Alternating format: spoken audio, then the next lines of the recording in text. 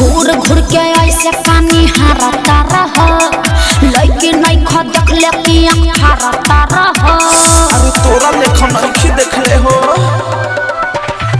घूर घूर के ऐसे पानी हारता रह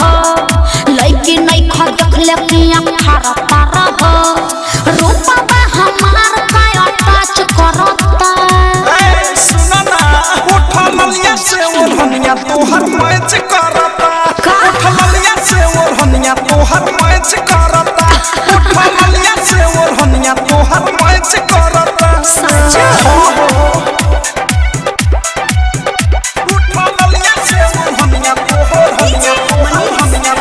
मैच करता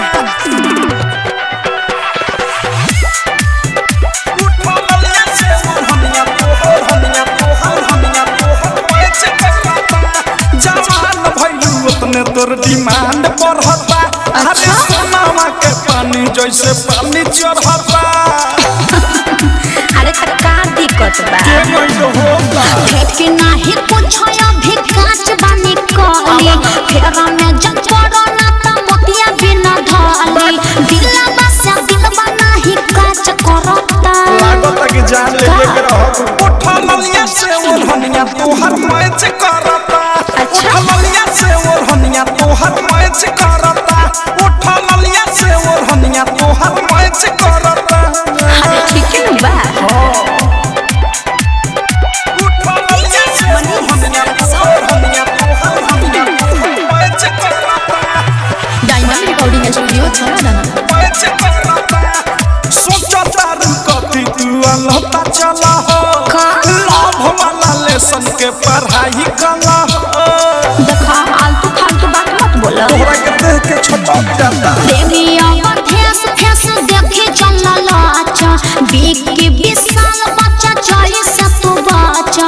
अनुराग बादशाह नहीं बच करता अरे गजबे के मैं चिंता है उठा ललिया से ओढ़निया तोहर मैच करता उठा ललिया से ओढ़निया तोहर मैच करता उठा ललिया से ओढ़निया तोहर मैच करता घूर घूर के ऐसे पानी हारता रह लइके नहीं ख देख ले कि हारता रह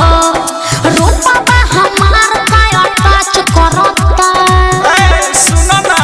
उठा ललिया से ओढ़निया तोहर मैच करता उठा ललिया से ओढ़निया तोहर मैच करता उठा ललिया से ओढ़निया तोहर मैच करता चला कुछ भी बोलते हो सच तो कह रहे हैं।